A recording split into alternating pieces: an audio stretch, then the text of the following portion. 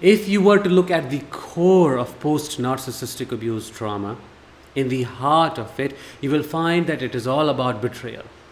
The betrayal on every level imaginable that breaks you as a person, that shakes you to your core, that disconnects you from the world and the way you relate with it.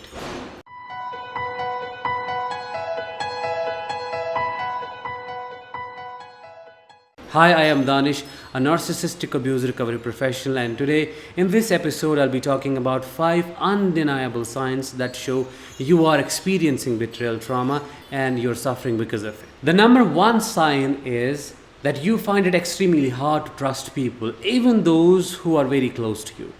Trusting becomes a matter of life and death. And for us to understand why it is the way it is, we have to go all the way back to the beginning of the narcissistic relationship. And if you remember and recall, you can see that how the narcissist promised you the world. They promised you of a future that would include a perfect family, that would include love, affection, care, concern, something that you always wanted. However, what happened at the end? You ended up realizing and knowing and finding out that it was all a lie. It was never said and expressed with the intention of just saying it because they felt it. It was said and expressed just to induce that sense of attachment and put you in the trap. And that gives you the biggest trust-related injury, the biggest attachment trauma. You trusted someone with your life, with everything that you were, with everything that you are and have been. And what happened at the end? You ended up finding out that it was a lie. And this takes so much time to heal from. Number second, you feel completely and totally vulnerable and unsafe all the times, even when there is nothing to be afraid of. You feel as if someone has stripped off your clothes and you feel naked. You expressed the deepest core before someone who you thought or assumed was paying genuine and true attention. You shared your past, your previous injuries, your past traumas, everything you have been since you were a child, considering that they would respect it, considering that they would contribute to the healing of it. But you ended up again finding out that all of that information was used against you. It was used to put you down, belittle you, humiliate you, corner you, use you, control you. And if someone experiences that, how big of an injury, the trust wound, will they experience? How would it be easy for them to open up, to share their experiences once again, even if it is a healthy partner? Wouldn't they think 100 times before just opening up or even talking about the simplest experiences or non-traumatic experiences of their life? Indeed they would. And if this is something that you are struggling with, you need to be self-compassionate, because you have been given one of the biggest injuries a person can ever experience in their life. Number third sign is you experience complicated and complex grief, a kind and a type of sadness that doesn't seem to go away. When it comes to normal grieving and the grieving process, what happens with time is you tend to accept what happened with you, and ultimately the pain fades and you move along and you go on with your life.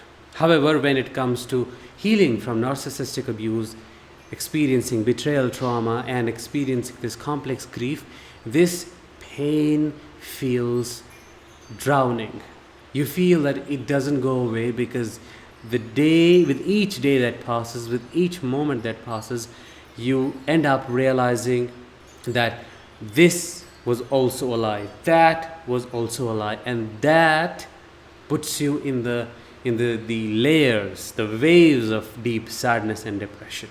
And if you are experiencing this, just understand that with time with healing, with patience, with these deep realizations and the ultimate acceptance that is going to happen, you will get to the other side. But before that happens, you will have to go through these repetitive or repeated cycles of grief and sadness processing again and again. And it is not only sadness that you will encounter, it is the anger, the frustration, the desire to take revenge, and all of those emotions, the cluster of them that you will have to process. Before we move to the number fourth and fifth, make sure you leave a comment below and share what has been your struggle when it comes to processing betrayal trauma, and which one of these signs do you relate with. Number 4, you have difficulty with falling or staying asleep. This is a very peculiar and a very specific symptom or sign of trauma. But when it comes to betrayal trauma, what doesn't let you sleep is the obsessive thoughts of how could it happen? How the hell did it happen? How could it possibly a lie? Was it all a lie? How can a person be such a liar? How can a person be so evil? How can it all be a lie when it felt so real? How can be I such a big fool? Why did I let it happen? And these thoughts, induce self-blame and self-doubt, and you end up unconsciously or unintentionally perhaps blaming yourself for what happened, because there is no other way of justifying what happened with you, given how deep the betrayal trauma is. If this is something that you relate with, you need to understand that you have been deeply, in all possible ways, betrayed. What you knew about humanity and the greater good was broken into pieces, which is why everything feels so shattered and you feel so disconnected from everything. You have to be self-compassionate. Instead of blaming yourself for letting it happen, you have to recall how they put you in the trap, brainwashed you, gaslighted you, love bombed you to make it happen. It wasn't you who caused it to yourself. It was them who abused you. Your intentions were pure. Your intentions were just to love them. But they ended up using your emotions against you. So just be compassionate towards yourself and understand that it wasn't your fault. That would be your first step to resolving, processing, and integrating this betrayal trauma. Number 5 and the last one is you feel as if something has been robbed from you. You feel something has been snatched and taken away from you, something very, very precious. And it feels like you are empty. There is this hollowness. You feel, someone came in, they took something from you, and now you're left empty. This deep emptiness that stays with you. This is the biggest sign of betrayal trauma, because you were robbed of your love, your care, your attention, your admiration, everything that you had to offer. But for what? Nothing. Deep pain, sadness, abuse, all of that in return. And if you feel this way, I completely understand, because your feelings, the way you feel about potential relationships and the way you are afraid of new relationships, it completely makes sense. When a person feels that they have been robbed of something, that the emotions, the feelings they had, the genuine feelings they had for someone were taken advantage of, how would they be able to trust someone even when the other partner comes across or is really healthy? It would be very difficult. However, I would like you to consider this, that healthy love, healthy partners, they are out there.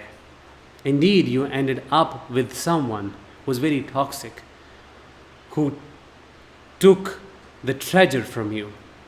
But there are people out there you could potentially meet, but after healing deeply, but only after working on the deep betrayal trauma, so that you do not function like a survivor. You do not function from a place of deep attachment wounds. Rather, you are more practical when it comes to attachment, when it comes to deciding whether or not you should be moving on with them, or whether or not you should be giving this relationship a chance. I hope today I was able to help you understand what betrayal trauma looks like and how you experience it. And I hope you recover from it soon if you are experiencing it. I'll talk with you very soon. Till then, let the healing begin.